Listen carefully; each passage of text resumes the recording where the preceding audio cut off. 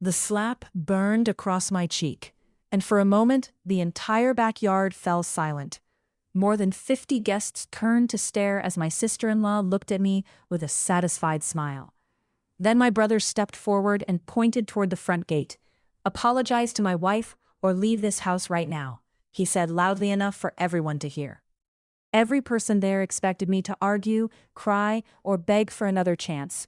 Instead, I calmly picked up my handbag, looked at both of them, and quietly replied, "Fine, I'm leaving." As I walked away, I could hear whispers and laughter behind me. They believed they had just humiliated me in front of everyone. What they didn't know was that a single slap had already triggered a legal agreement they had completely forgotten about. Within the next 72 hours, the luxurious mansion behind me would no longer be their home, and by the time they finally realized what was happening, it would already be far too late. My name is Elena, and I've spent the last 8 years building a career where every decision is backed by facts, contracts, and careful planning. As a senior risk manager and real estate investor, I oversee high-value properties and negotiate deals worth millions of dollars. In business, people respect me for staying calm under pressure and never letting emotions control my judgment. But my own family never saw that version of me. To them, I wasn't a successful professional. I was simply the person they called whenever they needed money. They believed that because I was single and financially stable, everything I had worked for should be available whenever they made another bad decision. They mistook my patience for weakness, never realizing that quiet people often notice everything. And sooner or later, every choice has a price. My older brother David had always been treated as the favorite. No matter how many mistakes he made, someone was always there to rescue him. Over the years, he chased one business idea after another. But each one ended the same way, with unpaid debts, empty promises, and another financial disaster. Instead of learning from his failures, he became even better at convincing others to fix them. Everything changed when he married Chloe. She loved the appearance of success more than success itself. Designer clothes, luxury vacations, expensive parties, and the approval of wealthy friends became her entire world. Keeping up that lifestyle cost far more than they could afford. And whenever reality got too close, Chloe found someone else to blame. Somehow, that person was always me. She couldn't stand that I never needed expensive things to prove my worth. And that quiet resentment would eventually lead to a moment none of us would ever forget. To everyone outside the family, David and Chloe looked like they had the perfect life. Their mansion stood in one of the city's most exclusive neighborhoods, complete with a breathtaking view, elegant landscaping, and weekend parties that attracted influential guests. People admired their expensive cars, stylish clothes, and glamorous lifestyle, believing they had earned every bit of it. But appearances can be dangerously misleading. Behind the polished image was a mountain of debt and years of financial mistakes that no one else could see. The truth was simple. They didn't actually own the life they were showing off. In fact, the most valuable thing they proudly called theirs was connected to a secret they had completely forgotten. And that forgotten secret was about to change everything. 3 years earlier, David had shown up at my office looking completely defeated. Every bank had rejected his application because of his poor credit history and unpaid debts. Without financing, the mansion he had promised Chloe was slipping away. For the first time in years, he admitted he needed my help. After thinking it over, I agreed, but I handled it as a business decision, not an emotional favor. Through my private investment company, I purchased the property and arranged a legal lease that allowed David and Chloe to live there for a payment they could easily afford. They celebrated as if they had achieved the impossible. What they never realized was that every contract I signed included protections. I believed in trusting people, but I believed in protecting myself even more. And hidden within that agreement was one condition that would eventually decide their future. The clause was simple, but incredibly powerful. If the tenants ever threatened, physically harmed, or deliberately humiliated the legal owner of the property, the lease could be terminated immediately. There would be no warnings, no second chances, and no lengthy negotiations. The property would return to my company, and the occupants could be legally removed. I never expected that clause to be used. In fact, I kept my ownership private because I wanted to avoid turning family gatherings into arguments.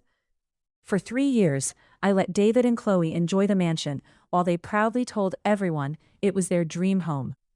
I stayed silent, believing kindness would keep the peace. Looking back now, that silence wasn't my greatest mistake. Believing they would ever appreciate it was. And on one hot Saturday afternoon, everything finally fell apart. That Saturday, Chloe organized one of her biggest backyard parties to celebrate David's new promotion. The mansion was packed with guests, including local business owners, respected community members, and close family friends. Laughter filled the air as waiters moved through the crowd serving food and drinks. I hadn't come to celebrate. I only stopped by to deliver a few important documents David had asked me to bring before heading back to work. I wore a simple dress and planned to stay for only a few minutes. But the moment Chloe noticed me walking across the patio, her smile disappeared. She whispered something to one of her friends while keeping her eyes fixed on me. I had seen that expression before. It was the same look she wore every time she was searching for an excuse to embarrass me in front of other people. This time, she finally found one. As I carefully made my way through the crowded patio, a young server carrying a tray of cold drinks suddenly slipped on a wet stone tile. Instinctively, I stepped to the side to avoid crashing into him and knocking several guests over. In that split second, my shoulder lightly brushed against Chloe, and a few drops of iced tea splashed onto the sleeve of her expensive designer jacket. It was a tiny accident that could have happened to anyone. I immediately turned to apologize, but before I could say a single word, Chloe's expression changed. Instead of accepting what everyone had clearly seen, she took one step closer, raised her hand, and struck me across the face with all her strength. The sharp sound echoed through the patio, and within seconds, every conversation stopped. Dozens of guests stood frozen, waiting to see what would happen next. "How dare you touch me?" Chloe shouted, loud enough for everyone to hear. She pointed at the small stain on her sleeve, as if I had ruined something priceless. "You've always been jealous of my life, and now you've gone too far." The crowd watched in complete silence, believing every word she said. I slowly turned toward my brother, hoping, just once, that he would tell the truth. Instead, David stepped beside his wife and folded his arms. "You owe Chloe an apology," he said firmly. "Get down on your knees in front of everyone, or leave this house and never come back." His words hurt far more than the slap. In that moment, I realized I wasn't losing my family that day. I had already lost them years ago, and they had no idea what they had just set in motion. I looked around at the silent crowd one last time. Every face was waiting for me to apologize, hoping I would give David and Chloe the victory they wanted. Instead, I took a slow breath, adjusted the strap of my handbag, and calmly said, "You won't hear an apology from me." Without another word, I turned and walked toward the front gate. Behind me, I could hear laughter, whispers, and the sound of the party starting again, as if nothing had happened. They believed I was leaving in defeat, but the moment I closed my car door, my expression changed. This was no longer about family. It was about a broken contract. I started the engine, drove away from the mansion, and already knew exactly what my next phone call would be. David and Chloe thought they had ended the argument. In reality, they had just begun the countdown to losing everything. The moment I reached my office, I placed my handbag on the desk and opened my laptop. I didn't need revenge. I needed facts. My security camera footage from the car had captured everything. The slap, Chloe's words, and David's public threats. It was the proof I needed. I immediately called my corporate attorney, Richard, and explained what happened. There was a long silence on the other end of the phone before he finally spoke. "Elena, are you sure you want to activate that clause?" I looked out at the city from my office window and answered without hesitation. Yes, they made their choice. Within minutes, Richard began preparing the legal documents to terminate the lease on the Oakwood property. For 3 years, David and Chloe had lived in a mansion they believed they controlled. They never imagined that the person they humiliated in front of everyone was the same person who held the keys to their entire lifestyle. While David and Chloe were still celebrating their victory at the party, the legal process had already started moving behind the scenes. They were laughing, drinking, and telling their friends how they had finally put me in my place. They had no idea that every word and every action from that afternoon was now part of an official record. Richard worked through the night, preparing the necessary paperwork, and by the next morning, everything was ready. The contract they had ignored for years was now being enforced. I didn't call David. I didn't warn Chloe. They had been given kindness, patience, and chances for years. This time, I decided to let the law speak instead. At 7:45 on Monday morning, while they were still asleep inside the mansion they loved showing off, several vehicles quietly arrived at the property. And when Chloe opened the front door, she had no idea her entire world was about to collapse. Chloe opened the front door expecting a normal Monday morning. Instead, she found police officers, legal representatives, and a moving team standing outside the mansion. Confusion quickly turned into anger as she demanded to know what was happening. One of the officers calmly handed her the official documents. The message was clear. The lease agreement had been terminated, and she was no longer allowed to remain inside the property. Chloe stared at the papers, refusing to believe what she was reading. "This is impossible," she said. "This is our home." But the officer looked at the documents and replied, "According to these records, you are not the owner." For the first time, Chloe realized the luxury life she had spent years showing off was never truly hers. The house, the status, and the image she protected so carefully were all built on a secret she never bothered to discover. Chloe immediately called David, her voice filled with panic and disbelief. She expected him to arrive and fix everything like he always had before. But when David reached the mansion, the reality hit him even harder. The same home where he had hosted countless parties was now surrounded by legal officials. Workers were carefully removing their belongings, and new security measures were being installed. David rushed forward, demanding answers, and claiming that nobody had the right to remove him from his own house. The officer calmly checked the documents and gave him a response he never expected. "Sir, this property is legally owned by Sapphire Trust. You have no ownership rights here." David stood frozen. For years he had acted like the king of that mansion. But in a single morning, he discovered he had only been living inside a dream that belonged to someone else. And the worst part was, losing the house was only the beginning. David thought losing the mansion was the worst thing that could happen. But he was about to face a much bigger problem. Years earlier, when his delivery company was close to collapse, he had needed a massive business loan. Because his financial history was already damaged, the bank refused to approve it without a trusted guarantor. Once again, he came to me asking for help. I agreed to support him, but I protected myself with a legal condition. The agreement clearly stated that my guarantee could be withdrawn if David ever caused serious legal harm against me. After the incident at the barbecue, that condition was no longer just a piece of paper. That same morning, Richard sent the evidence and official report to the bank. Within hours, the protection David depended on disappeared. And when the bank made its next decision, David's entire business was suddenly in danger. By the afternoon, David received the call he feared the most. The bank informed him that my guarantee had been removed because of the legal incident involving me. Without that protection, the loan agreement was no longer secure. The bank gave him a strict deadline to repay the outstanding amount, and until then, his accounts would face restrictions. For years, David had survived by depending on other people to save him from his own mistakes.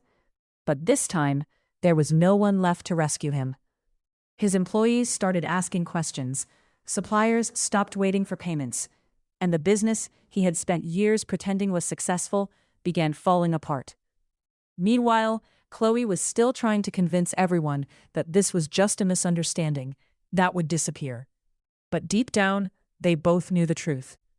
The person they had humiliated in front of everyone was the same person who had been holding their entire world together. Within a few days, the news spread throughout the neighborhood and the country club, where David and Chloe had spent years trying to impress everyone. The same people who once admired their mansion were now talking about their sudden downfall. Their luxury image began disappearing piece by piece. Friends who had always surrounded them stopped answering their calls, and invitations to expensive events suddenly disappeared. Chloe couldn't understand how quickly everything had changed. She had spent years building a perfect image, but now everyone could see what was hidden behind it. David, meanwhile, was struggling to keep his business alive.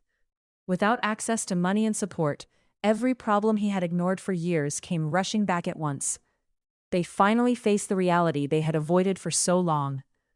Their lifestyle was never built on success. It was built on borrowed time. For the first time in years, my phone started ringing nonstop. David's name appeared again and again on my screen. The same brother who had stood silently while his wife humiliated me was now desperate for help. At first, I ignored every call, but eventually, I answered because I wanted to hear what he had to say. His confident voice was gone. The arrogance had disappeared. "Elena, please," he said quietly. "Everything is falling apart. The business is failing, we lost the house, and Chloe doesn't know what to do anymore." I listened without interrupting. After years of rescuing him, I finally understood something important. David wasn't calling because he was sorry. He was calling because he had lost the person who always protected him from the consequences of his own choices. And this time, I had no intention of saving him. David's voice became more desperate as he tried to explain everything. He told me they were staying in a small motel, surrounded by boxes of belongings they couldn't afford to store anywhere else. He complained that employees had left, friends had disappeared, and Chloe was blaming everyone except herself. Then he said the words I had expected to hear eventually. "Elena, we're family. How can you let this happen to us?" I stayed silent for a moment before answering. "Family is exactly why I gave you chances for years." My voice remained calm. "But you and Chloe didn't see my kindness as love. You saw it as something you could use whenever you needed it." I reminded him of the slap, the humiliation, and the moment he demanded I apologize for something I didn't do. "I didn't destroy your life, David. I simply stopped protecting you from your own decisions." For the first time, he had no answer. After that conversation, I made a decision I should have made years earlier. I blocked David, Chloe, and every family member who only reached out when they wanted something from me. It wasn't done out of anger. It was done to protect my peace. For too long, I had confused helping people with allowing them to take advantage of me. A few weeks later, David's company officially collapsed. The debts he had ignored for years finally caught up with him. The expensive cars were gone, the social status disappeared, and the people who once surrounded him were nowhere to be found. Meanwhile, I returned to my normal life. I continued building my career, managing my properties, and focusing on the future I had worked so hard to create. I didn't celebrate their downfall. I simply accepted the lesson. Sometimes the strongest response isn't revenge. It's removing yourself from the situation and allowing people to face the results of their own choices. Months later, I drove past the neighborhood where the mansion still stood. The house looked exactly the same from the outside, but it reminded me how easily appearances can fool people.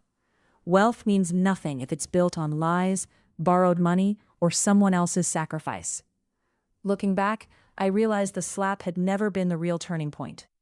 The real moment came when I finally stopped accepting disrespect, simply because it came from family. Respect, trust, and kindness should never be one-sided. They must be earned and returned. Walking away from people who repeatedly take advantage of you isn't selfish, it's self-respect. Sometimes the hardest decision is also the healthiest one.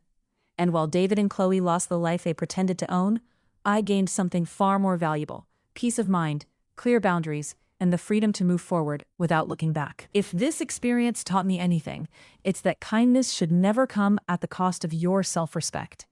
Helping the people you love is never wrong, but allowing them to repeatedly disrespect you while benefiting from your hard work is a choice, and it's one you don't have to make. Real family is built on trust, gratitude, and mutual respect, not guilt or manipulation. The day I stopped rescuing people from the consequences of their own actions was the day my life finally became peaceful. David and Chloe didn't lose everything because I wanted revenge. They lost everything because they believed they could mistreat the very person holding their future together. Sometimes, the greatest victory isn't watching others fall. It's walking away with your dignity, protecting what you've earned, and never allowing anyone to convince you that respect is too high a price to ask for. Some lessons are learned the easy way. Others cost everything. If you enjoy stories like this, subscribe and join me for the next one.